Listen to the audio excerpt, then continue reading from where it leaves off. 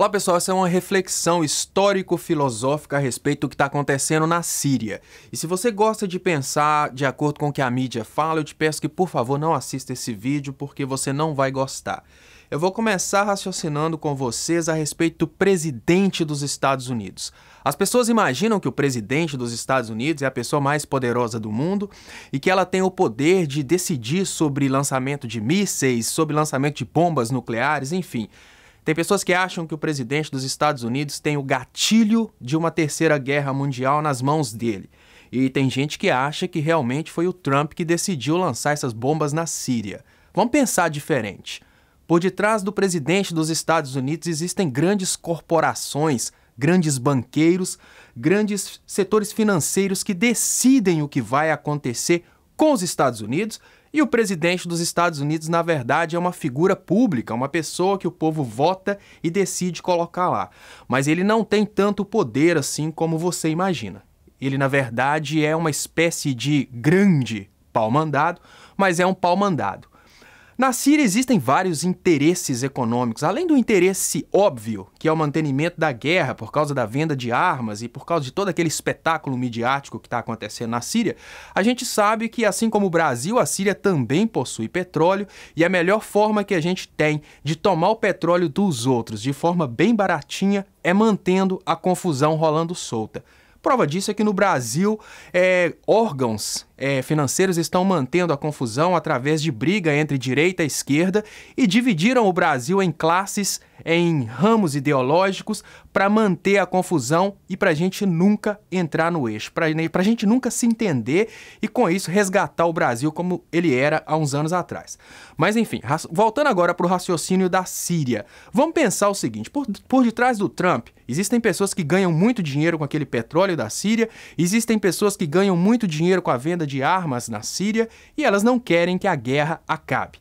Então, tem pessoas que imaginam que o presidente da Síria decidiu mandar armas químicas para matar pessoas na Síria. O interessante é que isso aconteceu há uns 3 anos atrás e o mesmo argumento foi utilizado pelos Estados Unidos, porque a Síria está atacando a sua população com armas químicas, agora vamos invadir a Síria, aquele mesmo argumento que aconteceu com o Iraque. Você lembra o que os Estados Unidos utilizou como desculpa para tomar o Iraque e tomar o petróleo do Iraque? Eles têm armas químicas, a gente precisa entrar lá e evitar que eles utilizem armas de destruição em massa.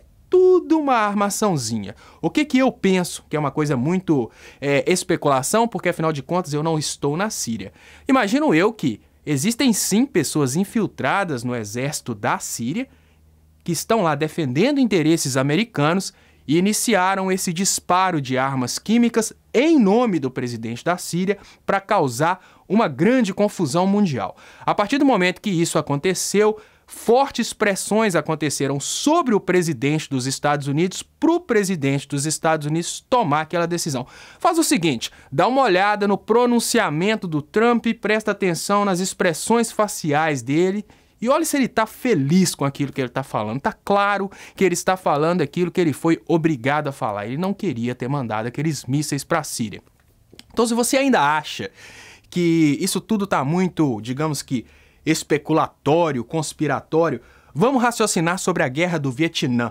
Apesar de que muita gente fala que a Guerra do Vietnã foi uma guerra difícil para os Estados Unidos, existem documentários que contam que os Estados Unidos tinham a orientação de nunca atacarem a base do inimigo de forma que a guerra pudesse ser mantida por muitos anos. O que eu estou querendo dizer para vocês é que os Estados Unidos não tinham autorização para vencer a Guerra do Vietnã, porque a melhor forma que as fábricas de armas tinham para tirar dinheiro da população americana era com o mantenimento da guerra. Através do mantenimento da guerra, as fábricas de armas estavam sempre vendendo armas para o governo americano. Então, era interesses deles manter a guerra. Eles nunca quiseram realmente ganhar a Guerra do Vietnã. Um outro contraponto interessante que historiadores falam, que vocês não vão escutar provavelmente através de uma aula de história no Brasil, é a respeito da Segunda Guerra Mundial. Existem duas coisas interessantes a respeito da Segunda Guerra Mundial que eu não posso afirmar porque eu não estava lá, mas tem muita gente que fala a respeito. Uma delas é sobre o navio que saiu dos Estados Unidos em direção à Europa e foi atacado por tropas alemãs. Antes desse navio sair dos Estados Unidos, a Alemanha publicou um jornal nos Estados Unidos implorando o governo que não deixasse esse navio sair.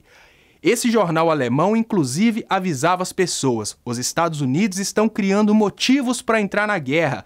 Não tomem essa embarcação, porque nós da Alemanha não temos condição de identificar entre uma embarcação civil e uma embarcação de guerra. Então, se a gente vê um navio, a gente vai ter que atacar. Isso deixa muito claro que os Estados Unidos enviaram um navio na rota de guerra para ser atacado e utilizar isso como desculpa para entrar na Segunda Guerra Mundial. A outra história é a conspiração a respeito de Pearl Harbor. Eles dizem que foram os próprios Estados Unidos que atacaram a base deles próprios para ter a desculpa para testar armas nucleares lá no Japão.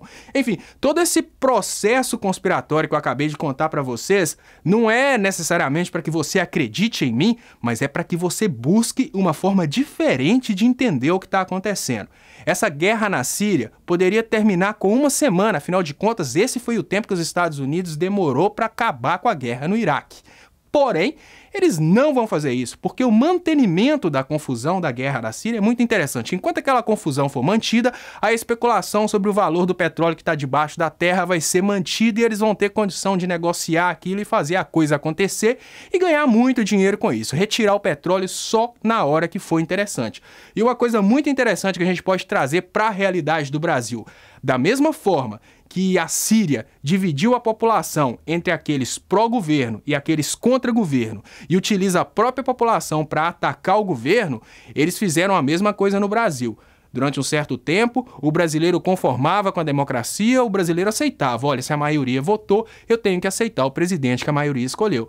No último governo, eles conseguiram, através da nossa imprensa, colocar a população contra a população, e conseguiram fazer com que a democracia fosse derrubada no Brasil, e hoje a gente está vivendo uma coisa muito semelhante, que é a divisão de classes, não de classes, mas a divisão de ideologias no Brasil. Hoje em dia, no Brasil, a gente já tem um embrião daquilo que está acontecendo na Síria. Digamos que no Brasil a gente tem os termos direita e esquerda, e já acontecem brigas por causa de ideologia política.